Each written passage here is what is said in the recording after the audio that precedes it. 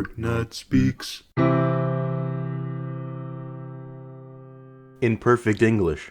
Hey gamers, how's it going, So welcome back to Burgnut Speaks. Today I'm talking about something that is pretty much always a bother to me, and that is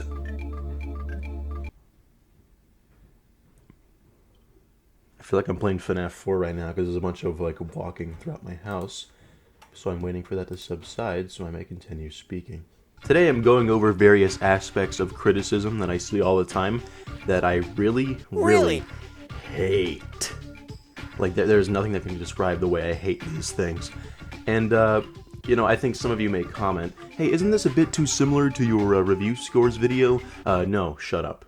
I love BBC, it feels so good in my mouth. I love BBC, it makes me wanna shout. I hate being compared to people, and I'm sure a lot of you may relate to that. If you are an artist, if you have any talent of any kind, you might love it or hate it when someone goes up to you and tries to be like, bro, you're like the Weezer of music, bro. Whenever people go up to you and try to compare you to someone, they don't mean it usually in a negative context. They're trying to be nice and say you remind them of someone.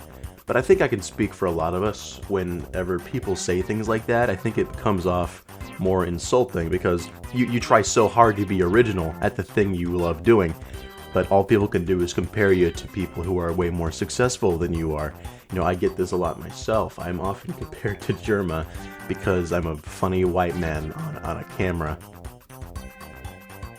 I know when people say things like this, they're not trying to be insulting or let's say passive-aggressive, but it always comes off that way to a lot of people like me. I think the big funny difference is whether the person you're being compared to is alive or not, But if someone walked up to you and saw your art and went like, you're like the Van Gogh of the modern day, I think people would feel a lot more complimented. So, if you're gonna compliment someone via comparison, compare them to people who are dead, please.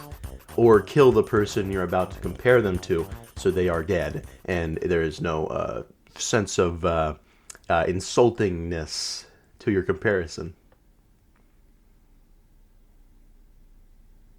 Yeah. When it's inside me, makes me feel like I'm the only queer in town.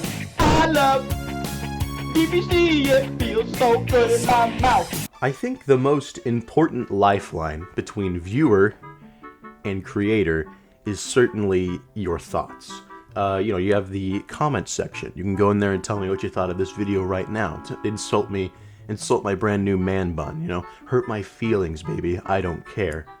But YouTube, because they're a bunch of pussies, they got rid of the dislike button. You already know this. The dislike button has been gone for...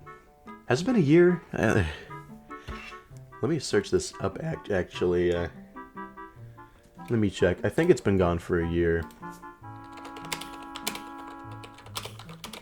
In January 2022, YouTube CEO Susan Wojcicki published a letter on the YouTube blog to address the company's plans for 2022.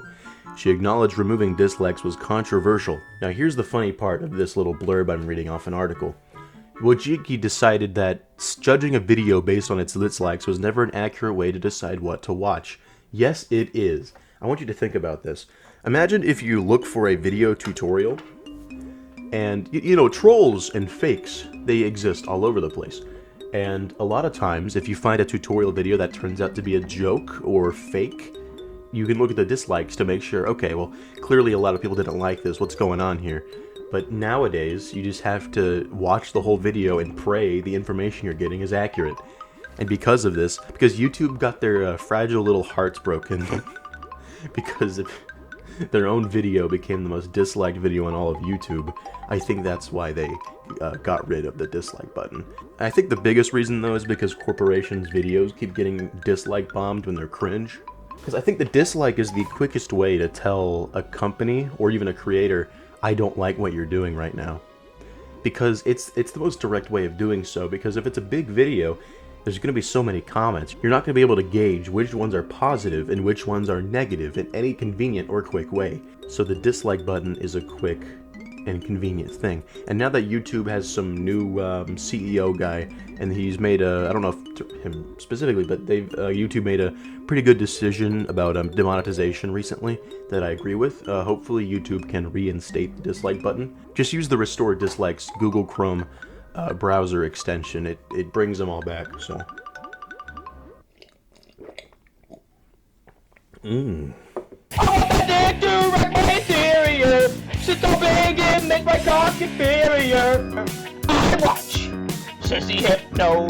But something I notice with a lot of YouTube critics is if it is someone who is slightly controversial, not for anything serious, more so just a lot of people don't like their opinions. If they disagree with the critic's opinion, they say like one of two things depending on what their takeaway was.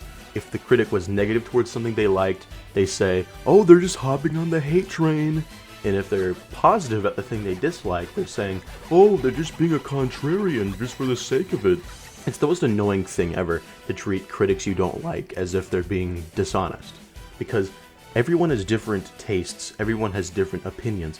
I don't think it's fair to just go on Twitter and shit all over someone you don't like just because they have opinions that are different from yours. People will try to justify that kind of thinking. People will try to rationalize it with, oh, actually they're being toxic, or any other lame excuse. But what I see a lot whenever a video that kind of strikes a fan base the wrong way and gets everyone all riled up, people love to jump to these kind of conclusions. If you disagree with someone, just don't watch the videos. The reason why I talk about this is because this is something that I'm scared will happen to me one day. Like, imagine if I make a video that a lot of people agree with and a lot of people disagree with, and I get called, oh, I'm just jumping, oh, Burgnut's jumping on the bandwagon. I miss the old Burgnut. I miss back when he was depressed. Point is, all critics are different. Treat them all the same. Isn't this fun? Isn't this gay as fuck? Isn't this a wet dream come true? Is cock soaked in my shit stain? You know what I hate more than anything? An echo chamber. It's a common comment I'll see all the time on any negative kind of criticism. If any kind of negative criticism, there's always that one person who thinks that they're so smart for saying, well, if you don't like this thing, then why are you reviewing it? Personally, I think if you don't like something, you shouldn't be allowed to criticize it. That's just not fair. Oh, okay then. So in that case, I think every single movie and video game should be a 10 out of 10 across the board. Because, hey, I mean, someone likes them. We should give The Room a 10 out of 10. Every Madden NFL game that gets recycled every year should be a 10 out of 10. Because people who don't like them shouldn't be allowed to criticize them, right? Right? Again, I see this point a lot with more controversial YouTube critics, and the point makes absolutely no sense.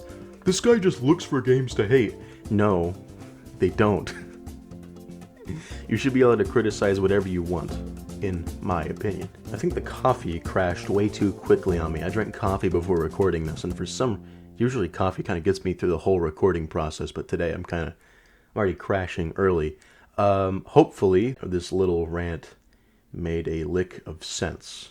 With that being said, this has been Burgnut. Subscribe to the Extra Nuts channel, and go leave this video a dislike. That wasn't a call to actually do that. I'm just following my trend of random insults at the end of every video. Don't dislike this video unless you actually didn't like it very much.